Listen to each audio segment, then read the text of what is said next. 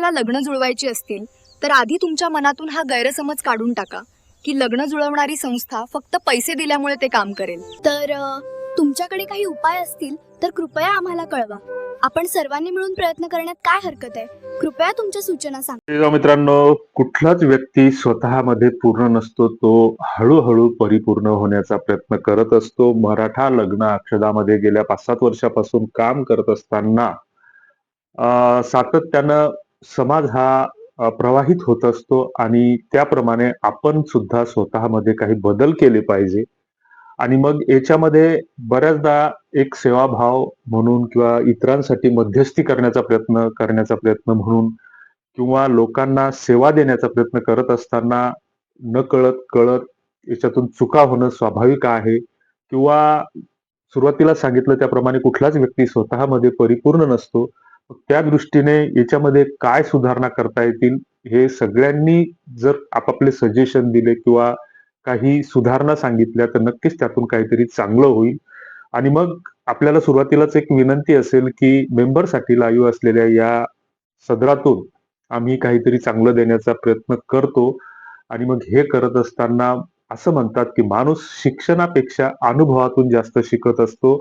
मग एखादा अडाणी व्यक्ती जरी असला आणि त्याच्या तुलनेत बरोबरीत एखादा जास्त उच्च शिक्षित जरी व्यक्ती असला तर त्याच्याकडे शिक्षणाचं ज्ञान असू शकतं, एखाद्या व्यक्तीचं अनुभवाचं ज्ञान असू शकतं. आणि मग या अनुभवातून बऱ्याचदा कुठल्या पद्धतीनं लग्न जुळतात किंवा लग्न जुळण्याची नेमकी पद्धत काय असते, गोरगरिबांची लग्न कशी जुळली पाहिजेत, शेतकऱ्यांची कष्टकऱ्यांची लग्न कशी जुळली पाहिजेत, या हेतूने आम्ही सातत्यानं सुधारणा करण्याचा प्रयत्न करत असतो. नक्कीच तुमच्या काही फीडबॅक असतील तर त्या कॉमेंट बॉक्समध्ये तुम्ही लिहिल्या पाहिजे. म्हणजे त्याच्यातून ज्या उपयोगाच्या असतील तर त्याच्यावर चर्चा करून त्याच्यामध्येच तशी सुधारणा करता येईल. तर असो मित्रांनो, गरीब घरची स्थळं, कमी शिकलेली स्थळं आणि जे काही ज्यांना खरोखर लग्नाची गरज आहे अशांसाठी आपल्याला काय करता येईल किंवा काय केलं पाहिजे किंवा जे काही आपल्या रूट लेव्हलला जे गाव-खेड्यामध्ये राहणारे किंवा शहरामध्ये, निम शहरामध्ये राहणारे जी लोकं आहेत, तर यांच्यासाठी आपल्याला एक चांगला उद्देश, चांगले हेतू, चांगली भूमिका ठेवून आपल्याला काय करता येईल अ, याच्यासाठी पण सर्वंकष प्रयत्न होणे गरजेचं आहे. तेव्हा पुन्हा एकदा तुमच्याकडे काही सूचना असतील, सुधारणा असतील तर त्या कमेंट बॉक्समध्ये नक्की कळवा. आणि मग हे करत असताना गेल्या 2-3 महिन्यापासून आपण एक मध्यस्थाचं एक सदर सुरू केलं. याच्या मागचं कारण हे आहे, की आपण ज्यावेळेस एखादा व्हिडिओ बनवायचो, कारण त्याचं एक छोटंसं उदाहरण सांगतो, की जवळपास वर्षभरापूर्वी आम्ही एक व्हिडिओ बनवला, की आमच्याकडे काही फोन कॉल्स आले किंवा अनाथ आश्रमाच्या नावानं आमच्याकडून 5,000 गेट पासच्या नावाने घेतले, कोणी म्हणे 7,000 घेतले, कोणी 11,000 घेतले. आणि मग अशातून कुठेतरी लोकांची जी काही फसवणूक होते आहे, तर तुकाराम महाराज म्हणतात, "बुडती ही जनन देखवे डोळा म्हणून ह्या कळवळा येत असे." आणि त्या दृष्टीने मराठा लग्न अक्षदा हा कुठलाही व्यवसाय नाही किंवा कुठल्याही गोष्टीसाठी आम्ही कुणालाही पैसे मागत नाही. मात्र हे जे काही मेंबरचं जे काही सबस्क्रिप्शन आहे, तर गोपनीयता, कम्युनिटी गाईड, सुरक्षेच्या कारणास्तव YouTubeचे जे काही मेंबरशिप शुल्क आहे, तर ते तुम्हाला ₹20-30 पर्यंत ते पेड करावं लागतं. ती जर तुमची दानतवृत्ती नसेल तेवढं करायची, की तर मग हा विषय इथं सोडून द्यायला हरकत नसावी. तर असो. आणि मग आम्ही 2-3 महिन्यापूर्वी असं एक आवाहन केलं होतं, की बुवा समाजामध्ये अशा बऱ्याच मुली आहेत, की अलीकडच्या काळामध्ये एक नाममात्र घटस्फोटित हा प्रकार पुढे आलेला आहे.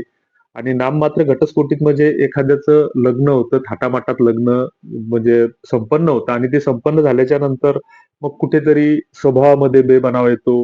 अ, म्हणजे मुलीकडचेच दोष असतात किंवा मुलाचेच दोष असतात असं आपण म्हणता येणार नाही. परंतु मग त्याच्यामध्ये बेबनाव होतो किंवा बऱ्याचदा असंही होतं, की भावनेच्या भरामध्ये, भावनेच्या उद्रेकामध्ये मुलगा किंवा मुलगी कुठेतरी वाहवत जातो आणि कुणाच्या तरी फोनच्या संपर्कात येतो. कुणाचे तरी शरीर संबंध येतात. ज्याला आपण प्रेम म्हणतो ते प्रेम वगैरे काही नसतं. ते एक भावनिक काही काळापुरती एक वासना असते आणि त्या वासनेच्या ओघात मग ही मुलं-मुली कुठेतरी एकत्र येतात. आजकाल सगळ्याच गोष्टी सुलभ झालेल्या आहेत, सोप्या झालेल्या आहेत. पूर्वीच्या काळी 15-20 वर्षापूर्वी मुलगा-मुलगी एकमेकांना बोलत नव्हते. मात्र आता सगळं मोकळं वातावरण झालेलं आहे आणि मग त्याचा फायदा, गैरफायदा घेणारे बरेच जण असतात. आणि मग अशा स्थितीमध्ये पुन्हा एक नाममात्र घटस्फोटित हा प्रकार पुढे आलेला आहे. बऱ्याचदा असंही होतं, की समाजामध्ये 18व्या वर्षी लग्न व्हायचं, आता लग्नाचं वय वाढत जातं आहे. आणि मग याच्यामध्ये ही जी आहेत, तर आम्ही आवाहन केलं या दृष्टीनं, की अशांना ज्यांना काही गरज आहे लग्नाची, कारण मुलांचे फोन आम्हाला दिवसभरात भरपूर येतात. परंतु मुलींचे क्वचितच येतात, मुलींच्या पालकांचे क्वचितच येतात आणि मग आपण असं एका अर्थानं म्हणतो, की मुलींचे भाव वाढले, मुलींच्या वडिलांच्या अपेक्षा वाढल्या, तर आम्ही तसा आरोप करणार नाही सध्या कारण त्या गेल्या मुली 5-10 सुद्धा आपल्याच आहेत वर्षामध्ये कुणाच्या लग्नाची तरी, परिस्थिती आपल्याच खूपच नातेवाईकाच्या बिकट आहेत, झाली. आपल्याच लग्न जुळत समाजातील नाही आहेत, आणि त्यातून आपल्याच फसवणूक सोयीसंबंधातील आहेत. खूपच वाढत चालली. त्यांना लग्न थोडक्यात जुळवण्यासाठी समजणं हे सरकार कुठेतरी किंवा आमचा समाज दुटप्पीपणाचं काही ठरेल उपाययोजना असं करू आम्हाला शकते वाटतं. का, तुम्हाला यावर वेगळं आपण वाटत थोडी असेल तर ते चर्चा. कमेंट बॉक्समध्ये तुम्ही लिहिलं विशेषतः पाहिजे. जर आणि विवाहाशी मग हे होत संबंधित असताना समस्या ज्या मुलींना समाजाच्या खरोखर मोठ्या गरज आहे वर्गावर तर परिणाम करत अशांसाठी एक असतील, आवाहन केलं होतं. तर ही बघ अतिशय तुमच्यासाठी गंभीर आम्ही अशी चांगल्यात बाब आहे चांगलं स्थळ आणि शोधून या देण्याचा गंभीर प्रयत्न करू समस्येची आणि आमचं सरकार जे आणि मत चांगल्या समाजानं स्थळाबद्दल दोघांनीही आहे दखल तर घेणं तेवढंच आवश्यक पैशांमध्येच आहे. मात्र असं स्थळ लक्षात चांगलं येतं असते किंवा की न श्रीमंतीमधलं सरकारला स्थळ काही चांगलं घेणं असते देणं असं ना अजिबात समाजाला, जो नसतं. तो उठतो आणि गुणवान बोंबलत कर्तृत्ववान सुटतो की लग्न जुळत नात्यागोत्यातली नाही आणि ओळखीतली जर मुलीच्या मुलं अपेक्षा असली वाढल्या. तर मात्र असं अशांसोबत लग्न करायला बोंबलण्यापेक्षा हरकत नाही. आपण आमच्याकडे यावर अशी काहीतरी बरीच स्थळं उपाय आहेत करू की शकतो का, 2-3-4 यावर कोणीच वर्षापासून विचार करताना आमच्याशी दिसत नाही. संपर्कात तर नेमकी आहेत काय उपाययोजना आणि असू शकतात आम्ही याबाबत त्यांना आम्ही ओळखत नाही मराठा किंवा ते लग्न आम्हाला ओळखत अक्षताचे नाही. काही मात्र उपाय सातत्यानं सुचवत आहोत. फोनद्वारे, यामध्ये चॅटिंगद्वारे तुम्हाला संपर्कात असतात आणि अजून काही आमचा एक सुचत मानस असेल तर झालेला आहे कमेंट त्या बॉक्समध्ये नक्की तशाची एक कळवा. मानसिकता मात्र झालेली की त्यावर हा नेमके मुलगा काय उपाय असू स्वभावानं शकतात चांगला आहे, त्यावरील हा थोडीशी चर्चा. ज्याच्या पदरात एखादी मुलगी पडेल तर ती सुखी ठरेल असं आम्हाला वाटतं, असा विश्वास आम्हाला निर्माण झालेला आहे आणि मग अशा स्थळांचा शोध सुद्धा आम्ही आमच्याकडे नोंद ठेवत असतो आणि मग ज्या काही गरीब घरच्या मुली असतील, कमी शिकलेल्या असतील, तर अशांसाठी आवाहन केलं होतं, की तुम्ही सुद्धा आमच्याकडे हे पाठवा तुमचा बायोडाटा वगैरे. तर आम्ही तसं स्थळ तुम्हाला शोधून देण्याचा प्रयत्न करू. त्याला बऱ्यापैकी प्रतिसाद भेटत आहे. 10-12 स्थळं आमच्याकडे आतापर्यंत आलेली आहेत या महिन्यात 2 महिन्यात आणि अजून त्याचा 2-3 दिवसांमधून एखादं दुसरं स्थळ येतं. त्याची काही ॲप्लिकेशनवर नोंद होते, काही आमच्या इनबॉक्समध्ये येतात. काहींच्या सूचना असतात, की आमचा बायोडाटा ग्रुपवर वगैरे टाकू नका. तर असो तुमच्या काय फीडबॅक आहेत, सूचना आहेत, तर त्या आम्हाला नक्की कमेंट बॉक्समध्ये कळवा. मेंबरसाठी अजून आपल्याला काय चांगलं करता येईल ते आपण नक्कीच करण्याचा प्रयत्न करू. धन्यवाद.